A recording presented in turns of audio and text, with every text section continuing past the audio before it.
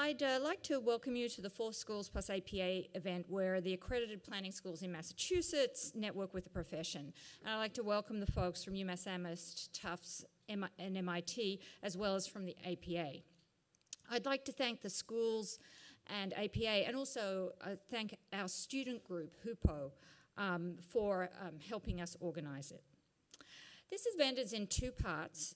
Following the talk by Susan Fainstein, there'll be a networking event in the portico rooms, which are at the other end of this main floor. And we hope you can stay for coffee, cookies, and fruit, because one of the reasons for these events is to get together and meet each other. But of course, we are tremendously lucky to have Susan Fainstein here to talk about the argument for just outcomes. Susan just retired from Harvard, but remains a senior research fellow and comes back several times each semester. And I'm very happy that she agreed for this event to be one of those occasions. Susan, of course, needs almost no introduction, having been widely published and received multiple distinctions, including the Association of Collegiate Schools of Planning Distinguished Planning Educator Award and the Paul Davidoff Book Award for the Just City. Most students know her through readings, through many of her articles and books, including readings in urban theory and readings in planning theory, and my personal favorite, The City Builders. I, of course, could go on, but you're here to hear Susan, so I'll just say welcome.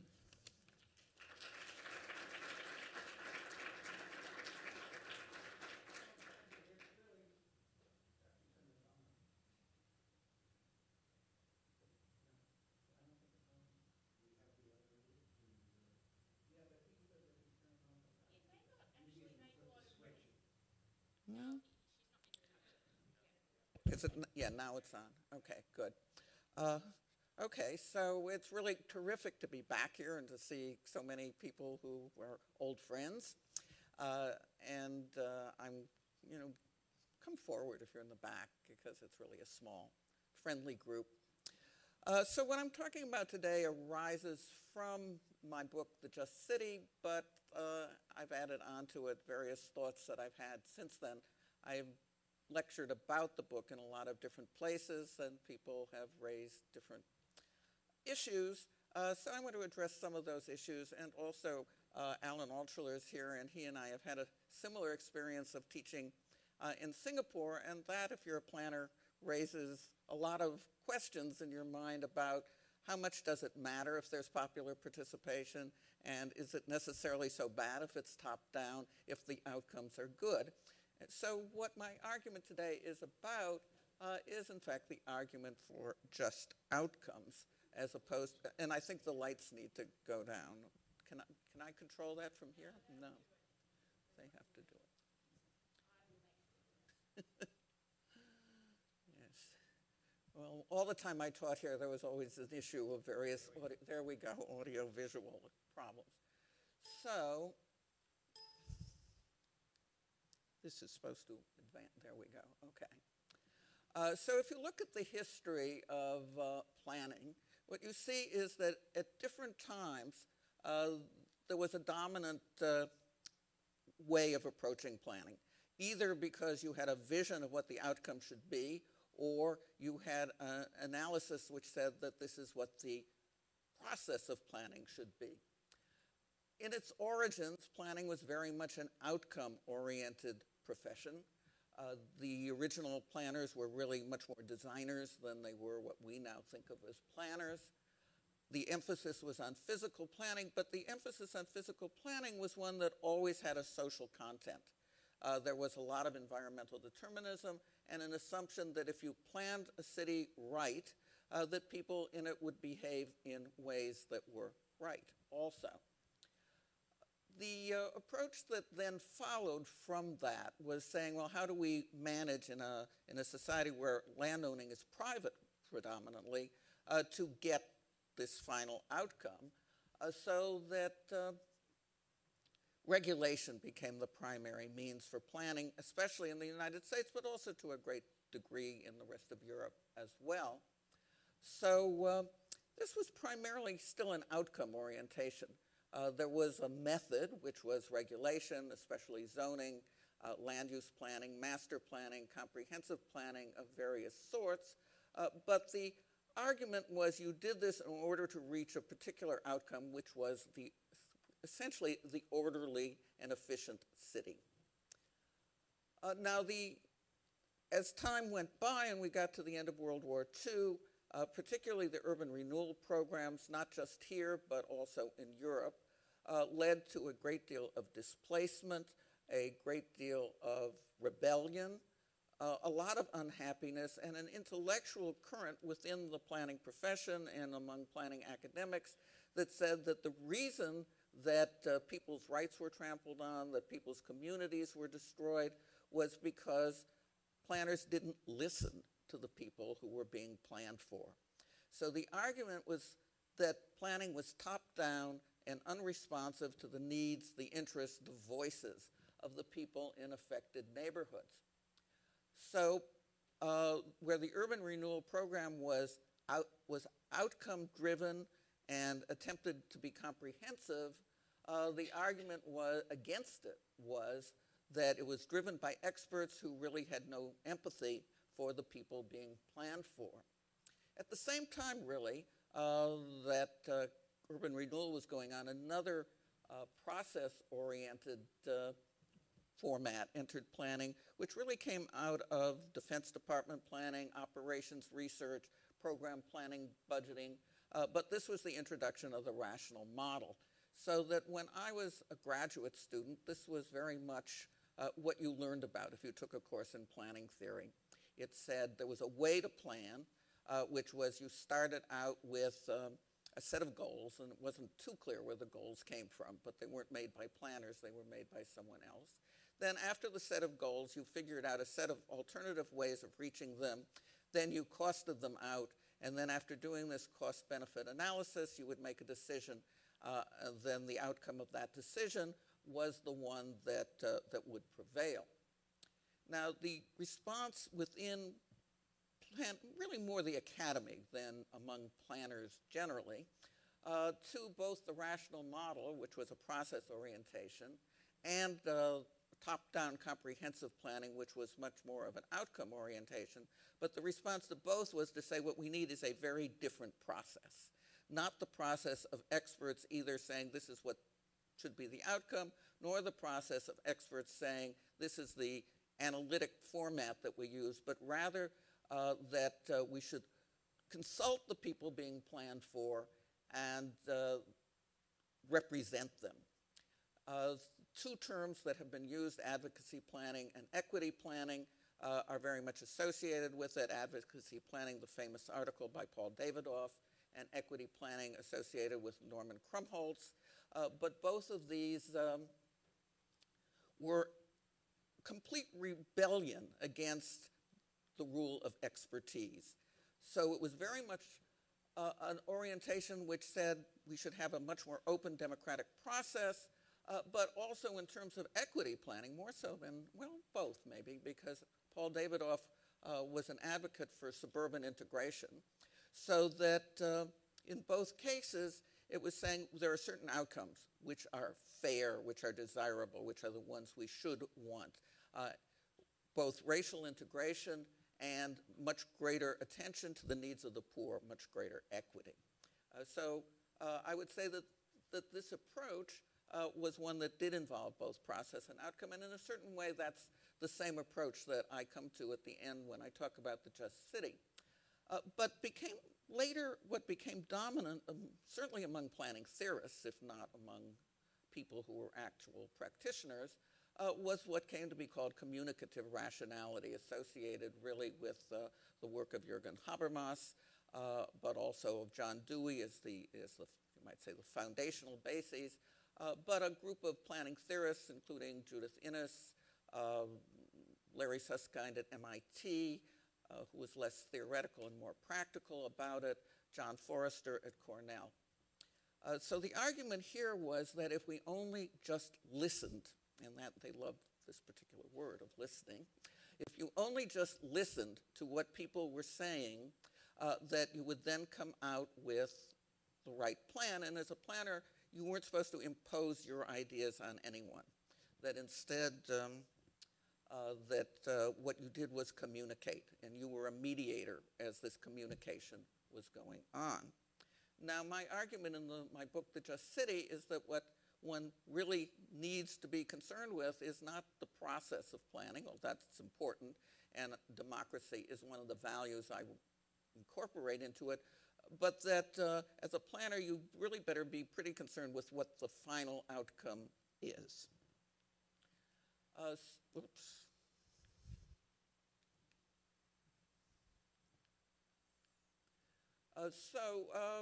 Out of Habermas framed something called the ideal speech situation, which has defined this, that interactions possess qualities of comprehensibility, sincerity, legitimacy, and truth.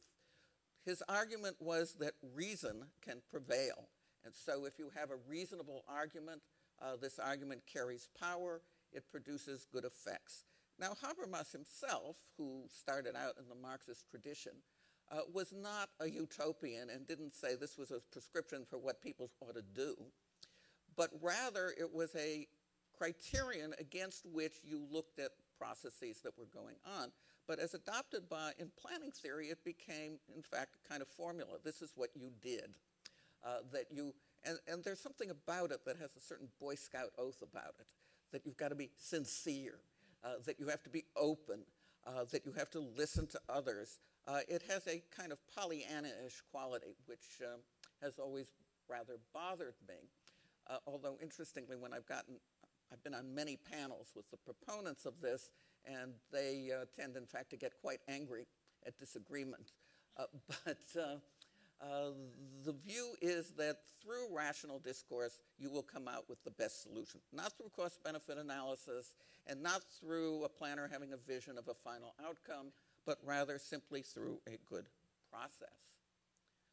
Patsy Healey, who is another of the communicative theorists, who's the one whose work I think is by far, well, which I respect the most, let me put it that way, when arguing about social justice and the relationship between social justice and process, says that social justice meant a concern not merely with the justice of material outcomes, but also with the processes through which policies are articulated and implemented.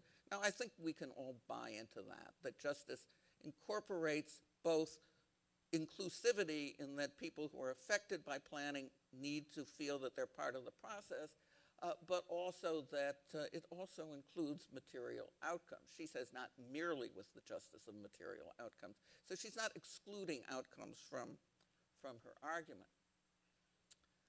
John Forrester, who's the person perhaps I most disagree with in this particular realm, says the planner-mediator's job is to ensure that affected voices not only speak, but actively craft mutually acceptable agreements together, avoiding exclusionary deal-making as they go.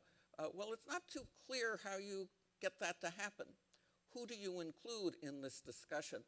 In one of the many different times when John and I have been contesting with each other, or communicating, perhaps might be a better term, I said, well, what about the Tea Party?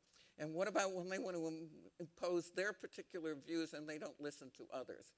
And he said something like, well, they aren't real people, seemed to be what he said, or you don't need to include them. But of course, there they are.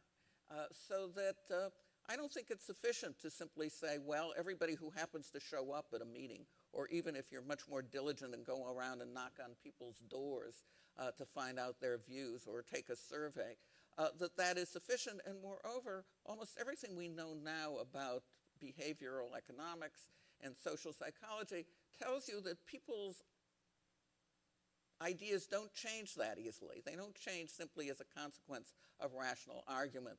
They exist as a consequence of socialization.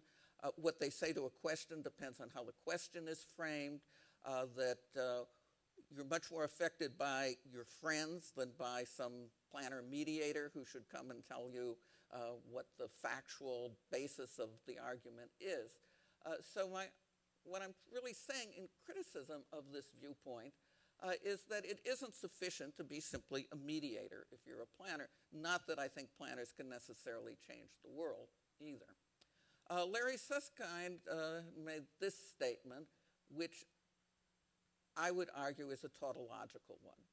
He says a good process will almost always generate a good outcome, but absent a good process, outcomes will rarely be fair enough in the eyes of those affected, efficient enough in terms of the time and money it takes to reach agreement, and in terms of the gains to the parties achieved versus what was possible, stable enough in terms of the willingness of the parties involved to live up to their commitments over time, or wise enough in the eyes of those looking back at the information and analysis the parties had access to at the time to justify. Thus, I believe you can analyze every public decision in light of these four criteria: fair, efficient, stable, wise. Well, how do we know it was a good process? Because it's fair, efficient, stable, and wise. How do we know it was fair, efficient, stable, and wise? Because it was a good process. There's a circularity to this, and it finally comes out, how do you know what was wise anyhow? Well, what you think was wise is probably your view to begin with of what was wise, so that you can decide if, in fact, the Tea Party comes and takes over your planning meeting and insists that there be no regulation of any sort or any plan or any interference with private property, and they prevail, you say, well, it wasn't wise, so it wasn't a fair process. So you get out of the trap, but in some way it doesn't get you very far. So the model that I present in my book, The Just City, does not, as I said earlier, exclude process considerations, but it also looks at not just democracy, but also to other values, diversity and equity. However, and here I would say that it depends on the context you're talking about. Within the context of the United States, a country with very high levels of income inequality and very high levels of inequality in terms of who gets to participate politically, that equity of outcomes should receive priority. Now, I would say that in a state where you might have a fair amount, let's say socialism as it really existed, where in fact there was quite a bit of income equality, although a great deal of inequality in terms of power, that you might have been much more concerned with democracy, in fact. So it depends on what the particular balance between these three values is in the context you're addressing.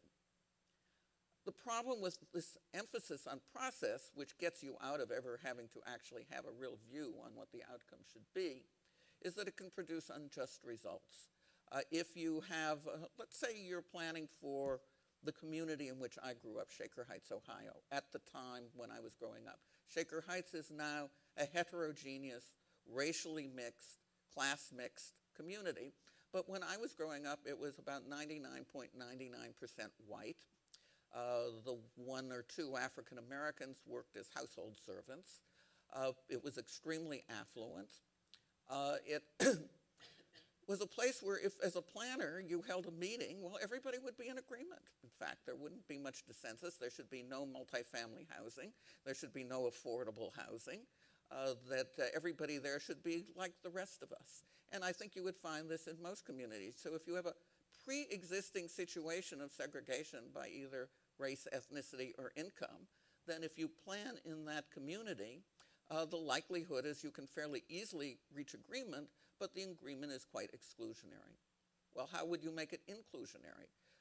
Are you going to plan for Shaker Heights, Ohio by bringing in all the people who live in Cleveland or representatives?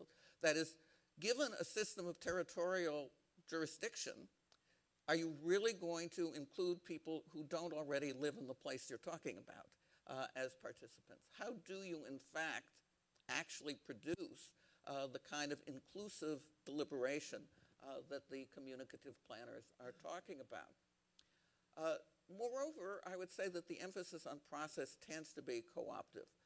Francis Piven long ago, in an attack on advocacy planning, said that what advocacy planning did was it got people in low-income communities to spend all their time sitting around tables arguing about whether the drinking fountain in the park should be on this corner or that corner, while the people who were really powerful did whatever they were doing.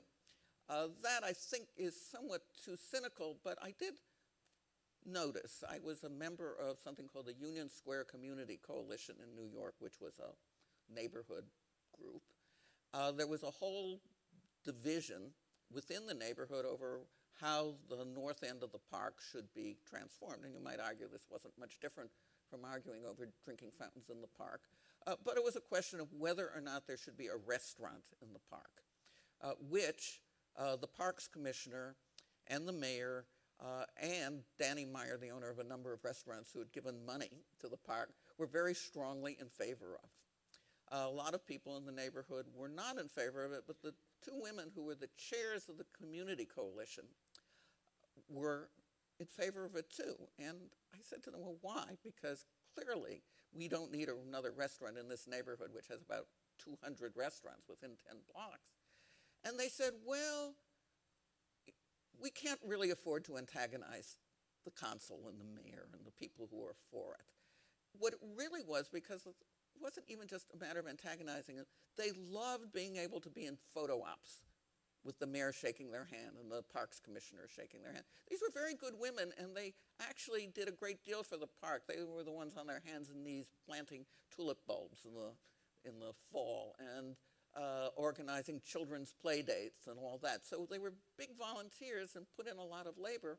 But in return for their efforts, because you don't get paid, what they got was a certain amount of recognition from powerful people, and they liked that. Well, that's a real problem. I've followed community groups since my doctoral thesis, which was directed by Professor Altschuler here, who also himself wrote a book on community control. When you watch community groups, they tend to become very much, after a while, routinized into the establishment. It's very hard to get away from that. The problem also, and this is a problem, political scientists who talk a lot about democracy like the phrase deliberative democracy. When you really press them on how you can have deliberation that's meaningful between people of very unequal resources, they'll say, well, we're talking about situations where, and they use this term, background conditions, where background conditions of equality exist. Well, what we know is background conditions of equality virtually never exist. So when we're talking about situations where there's inequality of power and of resources, that what do you do about it? And can you really expect that deliberation is going to, in fact, attack issues of structural inequality? We only need here the talk right now in Washington about the grand bargain that's going to be made. And you can see that the people who aren't in favor of taxing the wealthy are not that conciliatory. They aren't saying, oh, well, there's a problem in this country of structural inequality, let's do something about it. Instead, they say, well, the people who are on top because they deserve it, because they are the job creators, because they've worked harder, because they're entrepreneurs, because they deserve their rewards. So people come into these discussions with very different value systems as well. And in fact, in philosophy, there's a lot of talk about whether rewards should go to what they call desert, by which they mean the deserving. Those of us who support meritocracies to some extent always do feel that rewards should go to the deserving. And if you listen to what Romney said in his most recent talk about gifts, that he's saying that people want the government to give gifts to the undeserving. This distinction between the deserving and the undeserving has been around since the poor laws in England. So there are always background conditions, therefore, of inequality. And to talk about community planning without dealing with these background conditions creates, I think, great difficulty. So what is the argument then for justice as the outcome of the planning process? Well, because the state, in fact, balances and to some degree countervails the power of the private economy. In capitalist societies, the private economy constantly generates new material inequalities. These inequalities produce power resources that make a level playing field not possible in any negotiation. It doesn't mean to say that everybody who's wealthy only supports more going to the wealthy, nor that everybody who's wealthy wants to participate. But nevertheless, the wealth is a resource which is very hard to overcome. Then, as I said earlier, jurisdictional boundaries exclude stakeholders. So you want affordable housing in Beverly, Massachusetts. How do you include low-income renters who would benefit from that housing within the deliberation? Then, right now, of course, the world has been swept by an ideology which has come to be labeled neoliberalism, which, in a good book, I think, by Mark Purcell, he argues that neoliberalism, which is a highly individualistic, anti-state ideology, that this is, in fact, he argues, co-optive. It's co-optive because competitiveness becomes the goal of city planning. You're a city planning, you work for the city planner, you work for the New York City Economic Development Corporation, or even for the City Planning Commission. You're not saying, oh, what we need to do is produce a more equal city. What you're saying is we need to produce a more competitive city in this globalized world where every city is competing for investment with every other city. So that's the argument, the neoliberal argument for not having equity as your primary consideration. So if equity is your primary consideration, then you're at least trying to cut into what is a vicious circle of disadvantage, constantly producing more disadvantage. Now, I'm not saying that as planners, you're going to just go in there and say, okay, this is what we should do. We should really produce a more equitable society. What we should do in Short Hills, New Jersey is build a whole lot of affordable housing. That you're probably not going to prevail, or in New York to say that, well, in the best property location in Manhattan, what you should do is have 50% public housing. But if you have some political backing, which is really a prerequisite to being very effective, I think, in terms of an equity proposition, if you have some political backing, then you're probably going to be able to do somewhat better. So I want to give you some examples of planning as it currently is. Now, this is Columbus Center in Manhattan. This was opposed originally, when there was a different design, by some very prestigious New Yorkers because it cast shadows on Central Park. Given that these were very powerful people, their views actually prevailed, and so instead of having one tower, you have two. And in this building, the basement is a Whole Foods. The next several stories are a shopping mall, and then the most expensive restaurants in the city. Then finally, where that glass facade is Jazz at Lincoln Center, which is a terrific place to go to, I must say. Then back, that building on the right is the Mandarin Oriental Hotel, one of the most expensive hotels in the city, and then in back of that are luxury condominiums.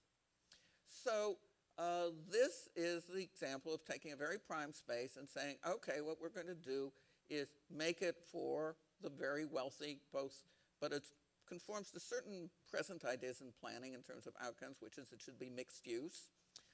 It should have shopping, it should have office, it should have hotel, it should have residence. So it conforms to, in a certain odd way, even a Jane Jacobs notion of mixed use, but it's mixed use for a certain class.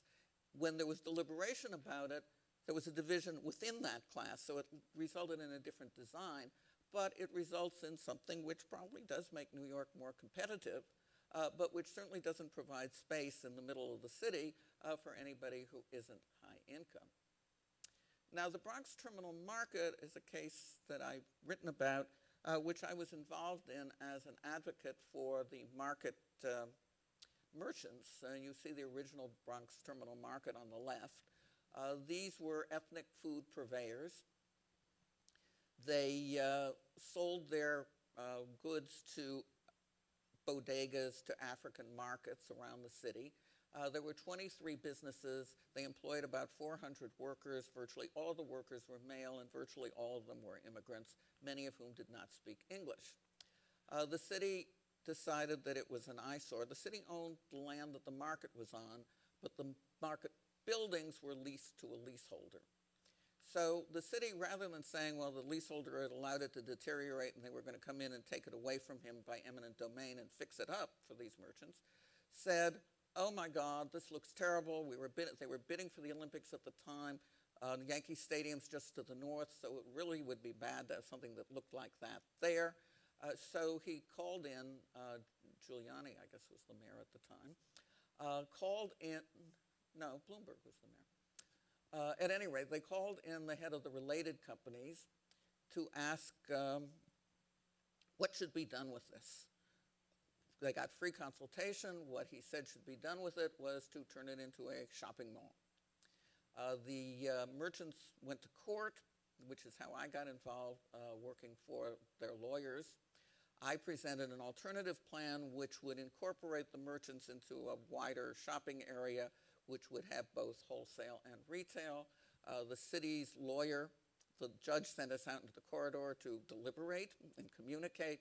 The city's lawyer took my plan by the corner like this and said, this is a piece of garbage, and dropped it on the floor, which indicates how much deliberation you get when you have unequal power. They did tear down the market. Some of the merchants survived by moving elsewhere, and others simply went out of business.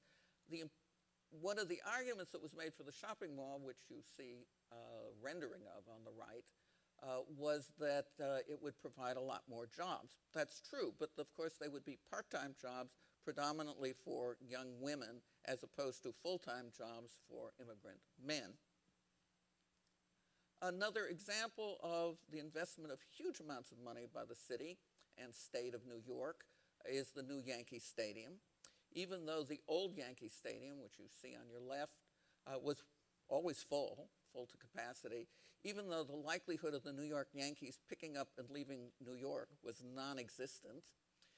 We're talking about the richest media market in the country, after all, that the city was nevertheless persuaded that there should be a new Yankee Stadium, which is built in the nostalgia mode to look like the old Yankee Stadium.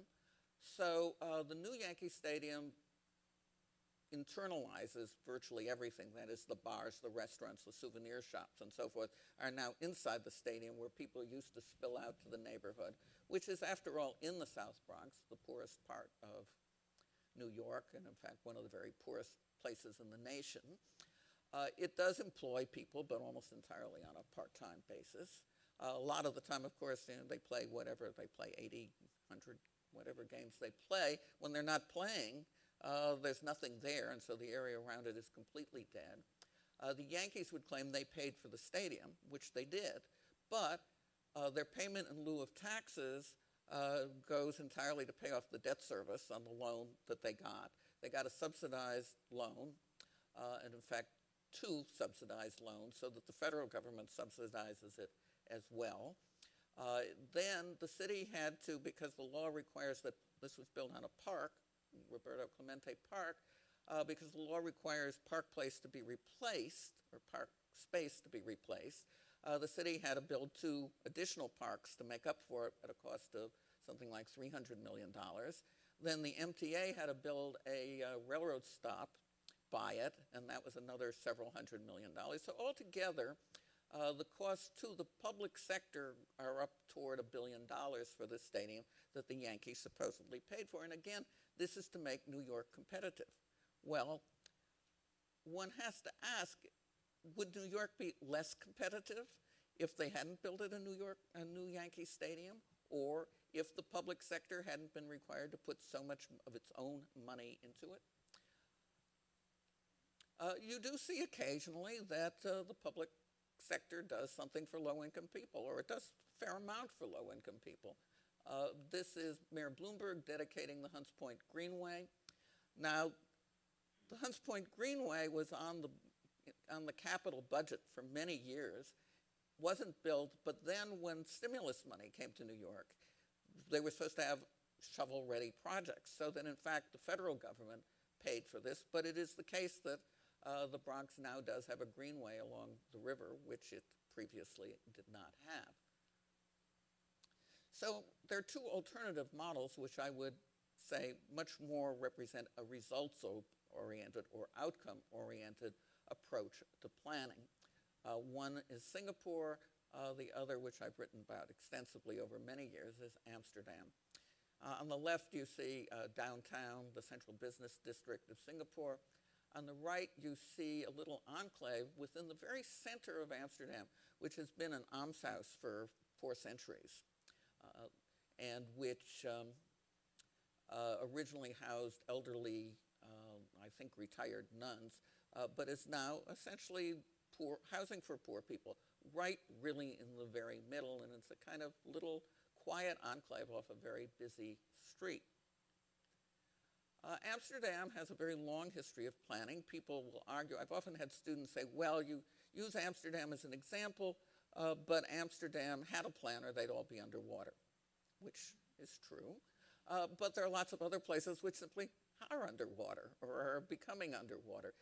One could have said that New Orleans could have had a lot more planning or it would be underwater, but it just ended up underwater. Bangladesh. There are many places which have environmental stress, but they don't necessarily deal with it very well. So Amsterdam, since the 17th century, has had a great deal of planning, and it's also been a very heterogeneous city because it was always a trading port.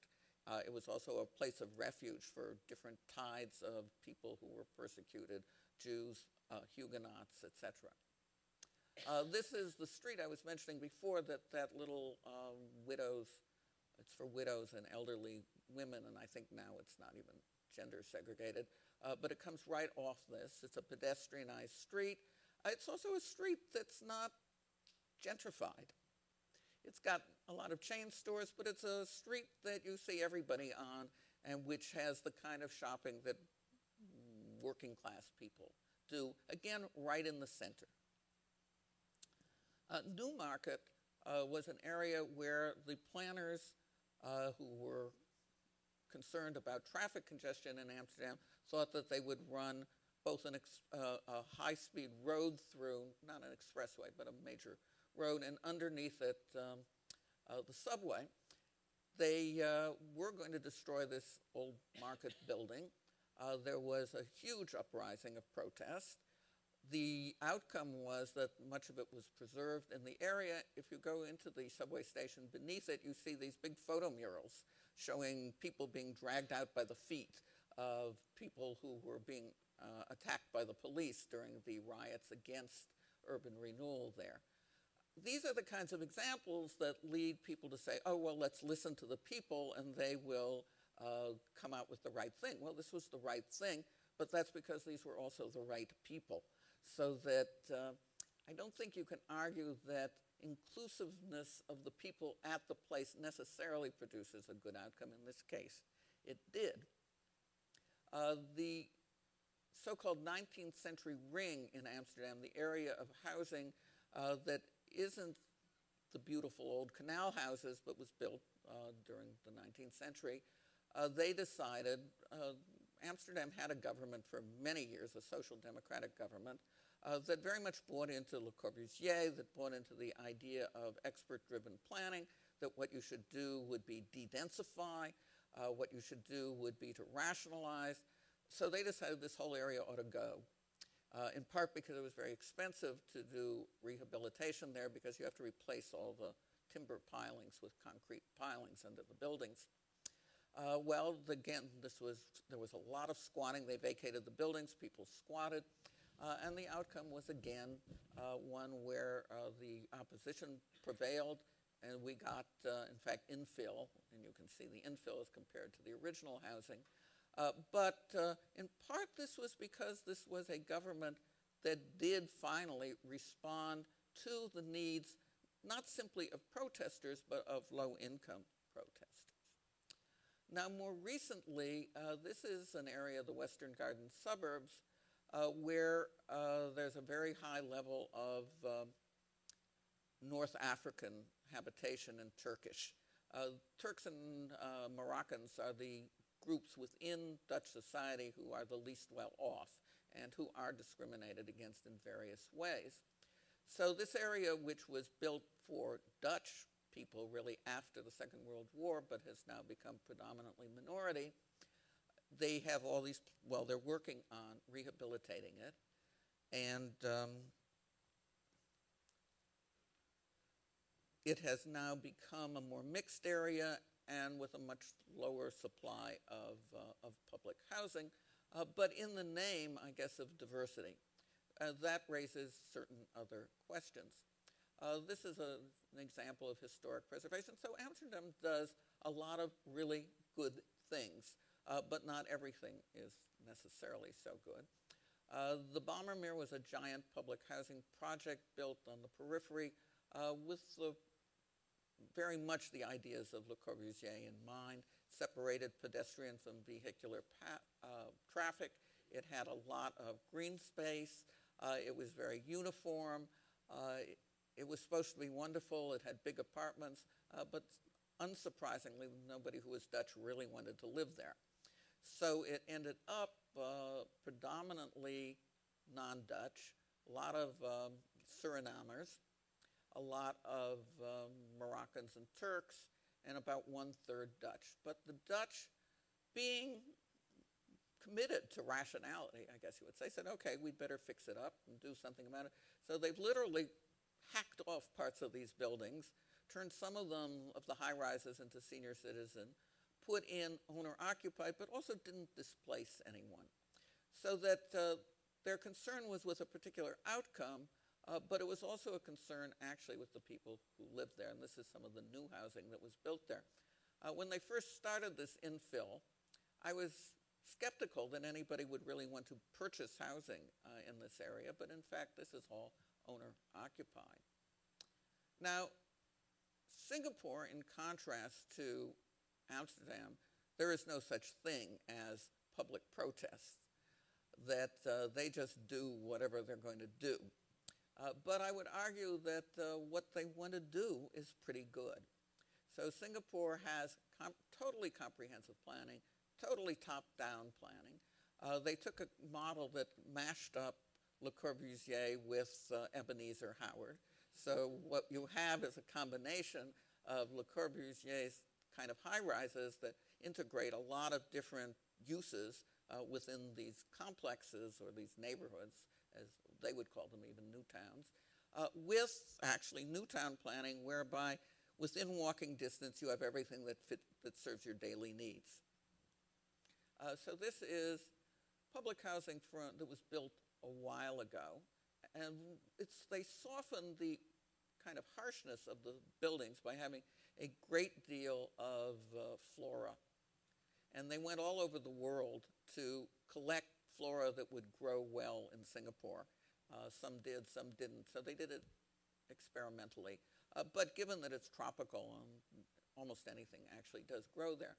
Now, in contrast to what I showed you before, this is new public housing. As you can see, it is very high-rise. But this was an example where they tore down existing public housing that had become, they thought, obsolete, and they moved people en bloc, as they put it. That is, everybody who lived in the previous building gets to move into the new building, so that you don't have the kind of disruption of community ties that you typically had in urban renewal programs in the United States and in Europe. Then this sits on top of a shopping mall, a subway station, across the street is a hawker's market. There's movie theaters, there's schools, there is everything that you need. It isn't downtown office, but it's got everything but downtown office, doctors, clinics, so forth. This is a typical neighborhood amenity. When they cleared all the vendors off the streets, using a method that's widely used and was used in the United States at one time, you take street vendors and you say, okay, you can continue to be a vendor, but you have to do it within a market, a covered market. So that you don't see any street vending, really, in Singapore, except in certain designated places. Here, what you have in the covered market is in the front you have sort of like a food court. Now, they have something called the ethnic integration policy, which applies even to the food courts, so that 80% of the purveyors are Chinese, 13% are Malay, 7% are Indian. The food they pride themselves on the food that they produce in these hawkers' courts, and it's very cheap. So what you get in this society is people at the lower levels largely eat in these food courts. In back of the food, there's usually a place that sells hardware, dry goods, clothing, so forth, also at much lower prices, and also a wet market where if you actually feel like cooking, you can cook, but people in Singapore don't cook that much. They do some historic preservation. The government was very criticized for tearing down everything, leaving nothing of the old Singapore. So they have rehabilitated a number of shop houses, which have become, many of them are kind of fancy stores, luxury stores. So in the New York model, where economic growth is an objective, what you see is that property developers, like the Related Companies, which is the largest speculative developer in New York, dominate the planning process. City planning of the kind that the City Planning Commission does is focused almost entirely on regulation, on zoning and design, while the Economic Development Corporation focuses on attracting businesses. There's a separation of economic and physical planning, which in contrast in both Singapore and Amsterdam are very highly coordinated. New York, there is pluralism, there is public participation.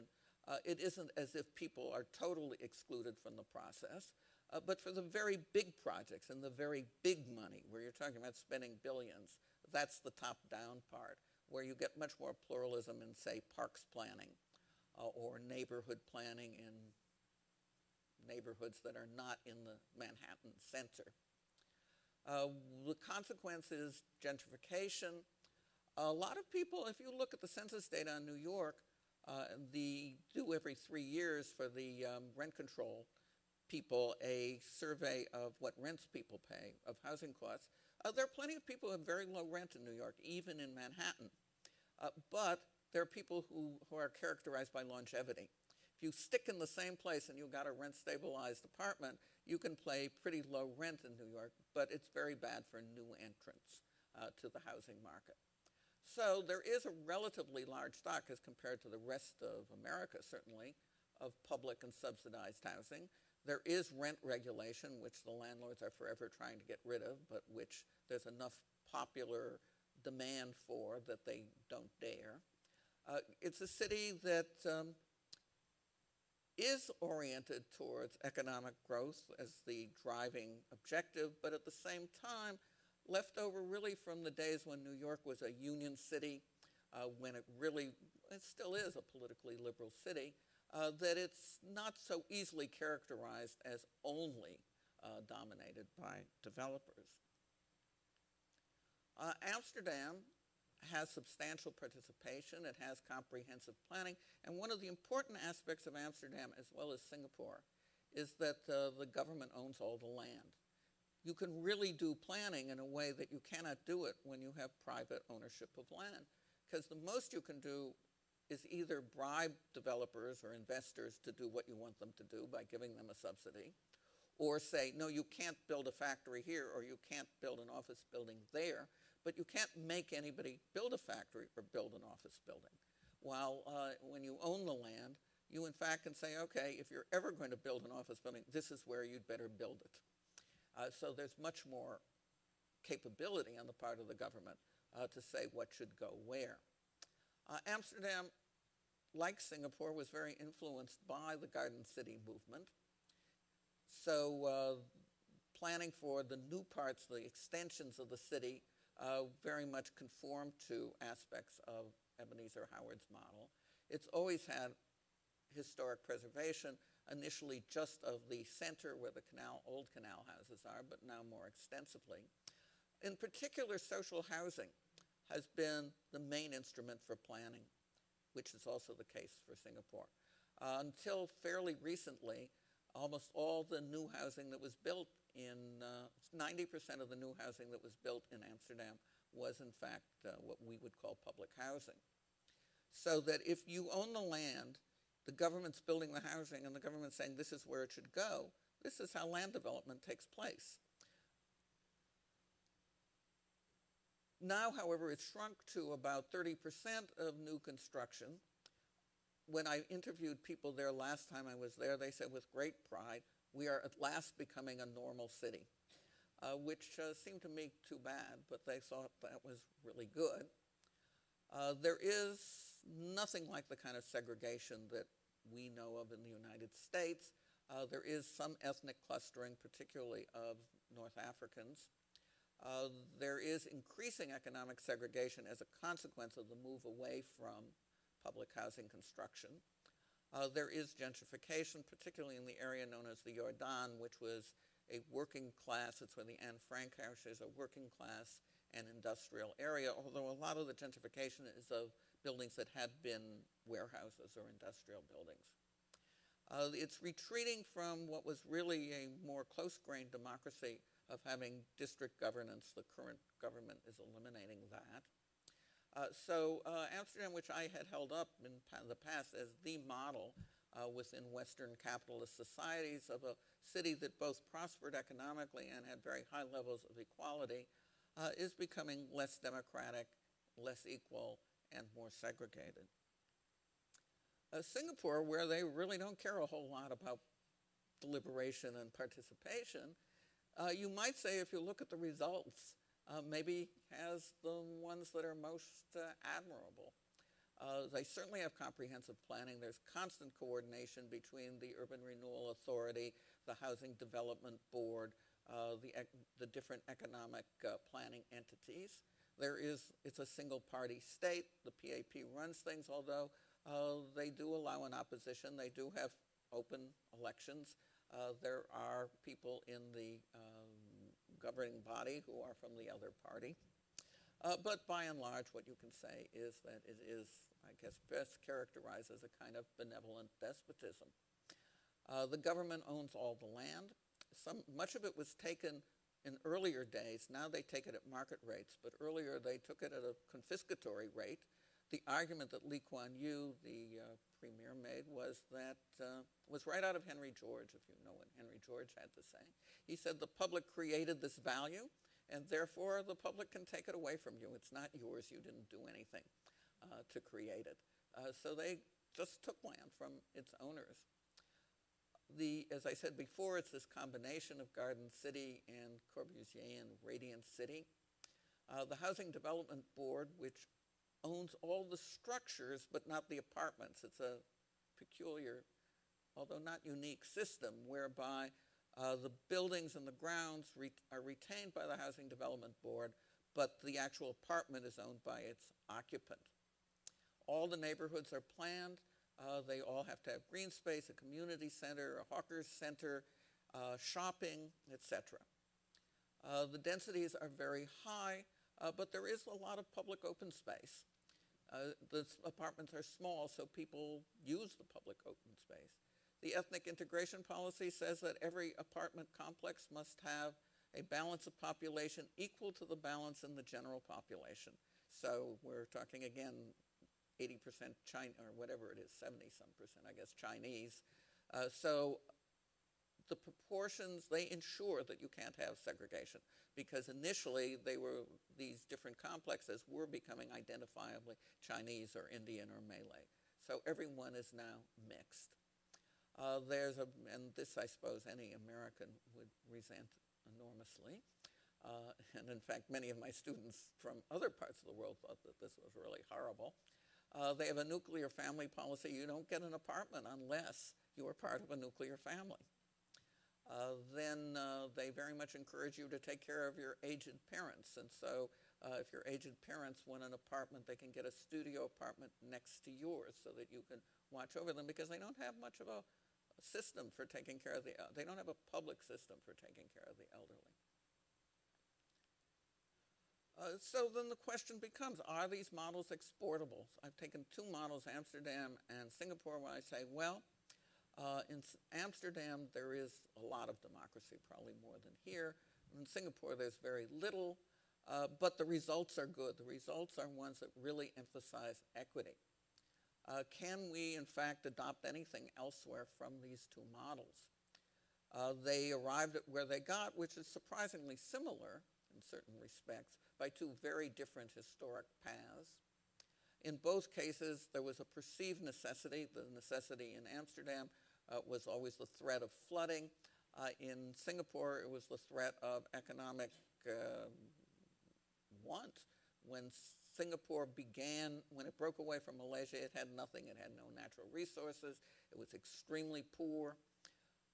The view of the government was we have to get investment. It was argued in a book by Manuel Castells and others that the reason that they introduced all this low-income housing, or at any rate the function of the low-income housing, was that if people didn't have to pay anything for their housing, they would be willing to work at a very low wage, so that it functioned in terms of attracting foreign investment to say, well, you could hire these willing workers who didn't demand very much because, in fact, they could live on very low salaries or very low wages. I think in terms of general principles that you could take away from them, you could say that public ownership of land creates the most potential for really good planning, which doesn't necessarily mean if you have public ownership of land that you will have really good planning, but it allows for much greater equity. It allows for much more control over land use. The two cities show, and I think New York shows as well, that diversity can be handled in different ways, that the ethnic integration policy used in Singapore is kind of draconian. I had a student when I was there last year from Lagos. She said, I'm an Igbo. I want to live with other Igbos. Nobody is going to tell me I have to live next door to somebody different from me. So whether one considers people living with people like them to be bad or not is a question. It's problematic. It depends a great deal on other circumstances in the place where you're located. So New York has a great deal of diversity. New York integrates immigrants pretty well, but it does so in a way where there's a fair amount of isolation between different groups. Whether or not you can say that you have to have democracy in order to have good outcomes, to me, became much more of a question once I've spent time in Singapore. On the one hand, it isn't really democratic, and there is a problematic quality to the way in which business is conducted. On the other hand, they have a pretty clean government which is concerned with not just the welfare of the wealthy, but with the welfare of low-income people. So one might say that democracy is desirable, but what do we mean by democracy? Do we mean simply that everybody can vote or everybody can discuss, or that everybody, in fact, gets a piece of the pie? I think, finally, we can say that the wide variation we see in cities within the capitalist world shows that there is a potential for a creative state role, that cities are different in their outcomes, that if justice is your governing principle rather than competitiveness, you will follow different policies, and in particular, you'll put a much greater emphasis on providing basic necessities of health and housing for those people who are most disadvantaged. Thank you.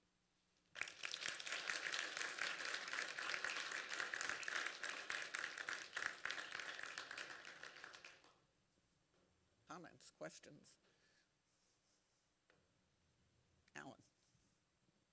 One of the striking things in Singapore is that, by contrast to the United States, they're very articulate on the idea that economic growth and competitiveness on the one hand and environmentalism on the other hand are synergistic rather than competitive with one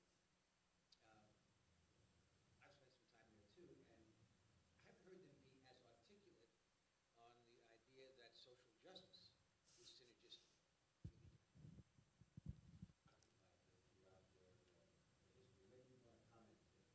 Well, when I've talked to people there at the Housing Development Board, they actually, I'm not sure they use the term justice, but they use the term good housing for everyone. And they do talk about good housing for everyone.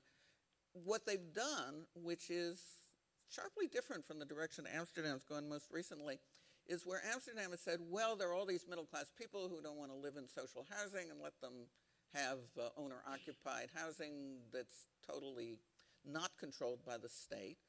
What Singapore's done is increase the social housing stock and made it available for people up to almost the highest income, with the argument that if you have it as a universal good, it's not stigmatized, it's not residualized, and that in fact in these public housing projects you get quite a mix of income levels. So I'm not sure that they would put it in terms, well, they might even put it in terms of justice. Lee Kuan Yew came from a socialist background. He was a labor leader originally, and if you read his autobiography, he actually does talk about social commitment and social justice. They speak a technocratic language, so that you have to kind of decipher what they say or decode it. But I think that there is a real concern that nobody should be in want. Now, and if you talk to our dean there, Kishore, he says they do a lot more than they even talk about. But what you really have to question, where the real contradiction of Singapore is and what you don't know is going to happen in the future, is that between the 2000 and 2010 census, the foreign population of Singapore has increased from something like 20% to a third. So 33% of the population has no citizenship rights and is there for 2 years and then they're out. And they're very much kept track of. They can't bring their families. They are simply working in the jobs that Singaporeans are unwilling to work at. They work at low wages.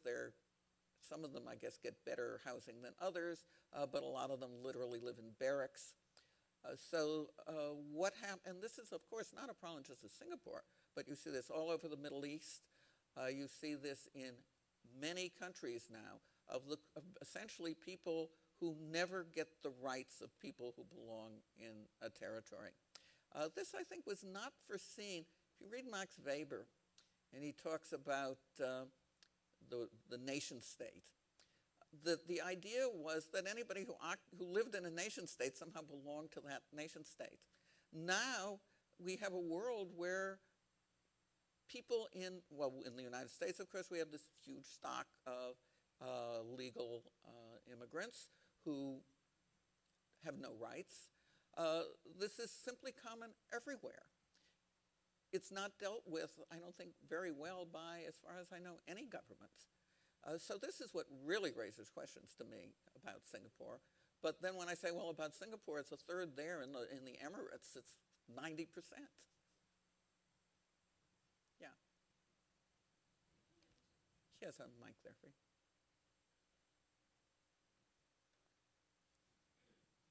You mentioned that in Singapore, one of the reasons for providing housing for everyone was to keep the wages low and attract investment from other places, as that was an incentive. So I'm just wondering whether doesn't that just continue structural inequality? And I mean, is that really— I'm sorry, doesn't that? Structural inequality on a global level, doesn't that just continue, feeding into that same reasoning? And so is that really for the welfare of people, to give them a greater share of the pie, or is it for other reasons? Well, I think that's a really good question, and I don't know exactly. I don't think that was necessarily the motive of building the housing, that rather this was the function of it, that Castells, at the time he wrote that book, was still in a quasi-Marxist phase, which he subsequently left entirely. But a Marxist functionalist analysis says, well, this is the function it serves. But it doesn't necessarily mean that this is what people had in mind when they did it. I think I would argue that even if it serves that function, people are better off having decent housing than not. And one could say, there's an old leftist saying, the worse the better. Well, you could say, okay, if they had really terrible housing and they were really miserable, maybe they'd rise up and have a revolution. But that wouldn't necessarily make things better.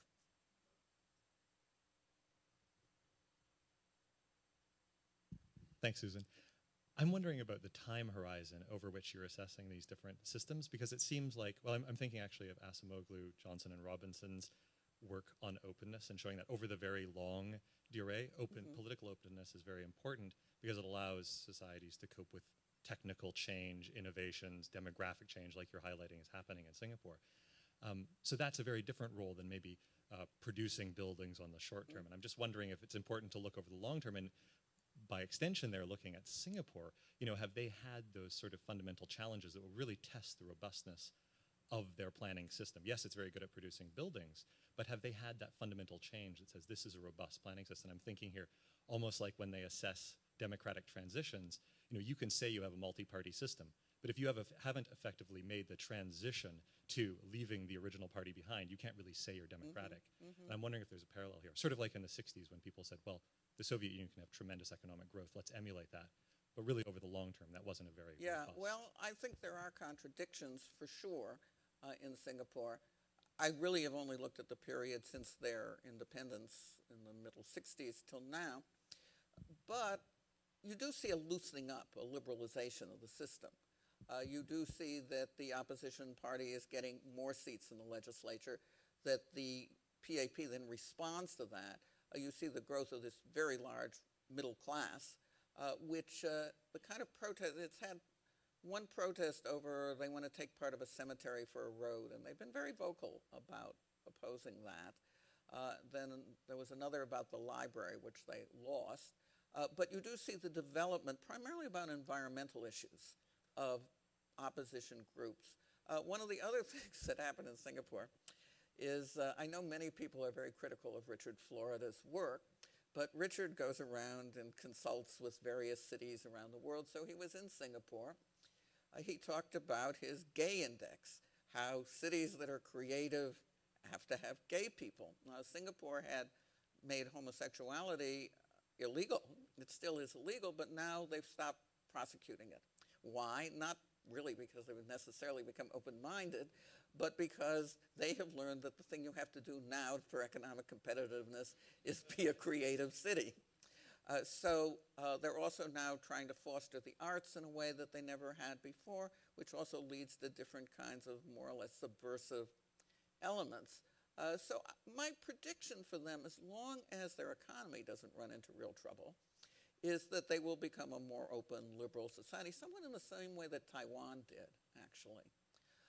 That it's more comparable to Taiwan than to the communist countries. Well, I think we'll take about 2 more questions and then we'll break for cookies. Hi, thank you for your talk. I definitely appreciate the presentation. I'm the lucky guy who gets to teach history and theory at UMass. Oh, okay. And I basically wanted to ask you about what I consider to be a kind of discrepancy between the first part of your talk, where you discussed neoliberalism and structural inequality and had a kind of broad critique of some of the limitations of the process models, and then talking about Amsterdam and Singapore as case studies. And to my mind, they are cities that are very efficient and very well managed, but they don't seem to be models of just cities in terms of a substantive conception of justice. And they are global centers of neoliberalism and are part of a global system of structural inequality. And so my question is, when I think of where there might be zones of substantive justice discussed in terms of planning and development, I think of Latin America and I think of Scandinavia, and there are other parts of the world that are taking a more critical perspective toward neoliberalism, and I'm wondering. Well, that's certainly true of Latin America. I was just in Stockholm, where Stockholm, if you wanted to find a place that's retrenched, it's certainly Stockholm. Now, I would say that in Amsterdam they talk about social justice, and it's very much part of their discourse that I don't think it's so much a part of neoliberalism at all, and I don't think neoliberalism is what you would find them talking about particularly. Singapore, like the other East Asian or South Asian and East Asian countries, is anomalous. We're talking about countries that had a developmental state and which continue to have a developmental state, which in certain ways is breaking down as private interests acquire more power in relationship to the state, but nevertheless continue. And the developmental state is not part of neoliberal ideology. There's a pretty good book called Neoliberalism in Asia or something like that, which basically says you have to see this as being something different. It's really different from New York. Now, it certainly has injustice and inequality and structural inequality, but it still takes a different form. There still is, within Singapore, a floor through which people do not fall, which is certainly not the case in New York. So it's not the same. Gerald. Thank you, Susan, for, first of all, writing The Just City, because you have put justice, more robustly on the agenda of, I think, all of the planning students and planning faculty and planners in a way that it hadn't been before. So it was really a crowning achievement and a great accomplishment, and we all appreciate it. And I don't have a but, kind of as a, but I do want to ask this. So I think we can all agree, let's have justice be certainly at the table, whether we agree it should be the governing principle or a really important principle we can, discuss back and forth. And of course, people who talk about competitiveness would say, yes, we should be competitive, but our whole purpose ultimately is jobs, and jobs for all of our people. I mean, we're justice, we just use a different word, so come on, you're being a little harsh on us. Okay, fine. I wanted to ask you about justice and how one distinguishes between two possible just outcomes with regard to your Columbus Center example in New York City. So here is some of the most expensive land in the world, and they go with, the thing that produces the highest rate of return. And then they may say, let's, not have a lot of low-income housing on this site. Let's not have a lot of let's maximize value here and then take the money that comes in and spend it somewhere else. And in fact, much of the discussion with people who talk about inclusionary zoning, which you write about at the end of your book as one of the mechanisms for justice, much of the debate is whether or not you promote integration physically on site and produce 100 units, or you don't worry so much about integration on site and you produce 200 units, but the 200 units are built on cheaper land, and that's why you can build 200 units. And my question to you is, what is the more just outcome? And how do you, is this? That's a really hard question. One of the things that Singapore shows is if you start de novo and say, okay, we're going to have income heterogeneity in every single neighborhood, then it doesn't become that some places so much more high priced than some other place. And even then, their gesture of building this recent pinnacle development is right in the center of Singapore, because they said, we're going to show that we're going to put public housing even on the most valuable land. But the problem with this argument, which one always hears of let's not build it here because we can build so much there, is they don't usually build it there either. So if you take Battery Park City, where the argument was the original plan for Battery Park City had affordable housing in it. Then the second plan did not, because they said, well, they had no federal money for it, so they couldn't do it.